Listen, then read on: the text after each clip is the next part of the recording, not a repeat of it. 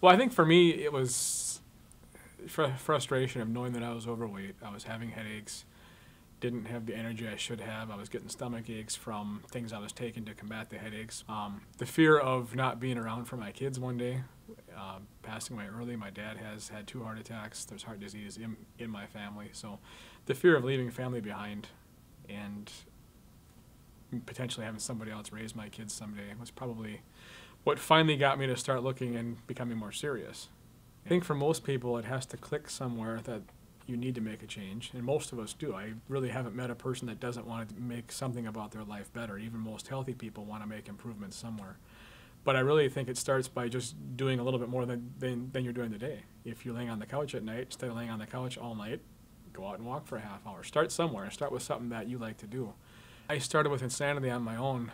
In order to help me get up in the morning, she decided to get up and walk every morning at the same time, so we were both getting up at the same time. I felt better. I started losing a little weight, felt better, quit drinking the diet pop, I felt even better, dropped even more weight, you know, started eating healthier, felt better. So it's kind of like a speeding train. You kind of hop on and see how far you can go.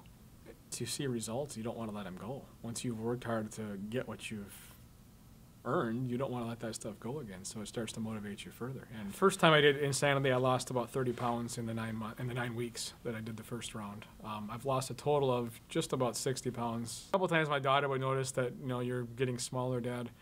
But it was the biggest one was just recently, probably back in January, when I think my son was complaining a little bit about food and how we do certain things. And I was explaining to him how if you eat the way I used to eat, this is what happens. And I showed him my before and after pictures at the time, and that's when they probably started to realize what a big difference it really is, because otherwise they're just living with you and they're not seeing the changes on a daily basis. But when you look at 6 months ago versus now, there's a lot more to see. So, and they're pretty shocked that that was me. So it's not about what you can eat, it's about what you can eat. And we eat more often, and it actually, I know that we're eating less food, but it actually feels like we're eating more. And I always tell people it's not about what I've given up, because I don't think I've given anything up. It's about everything that I've gained.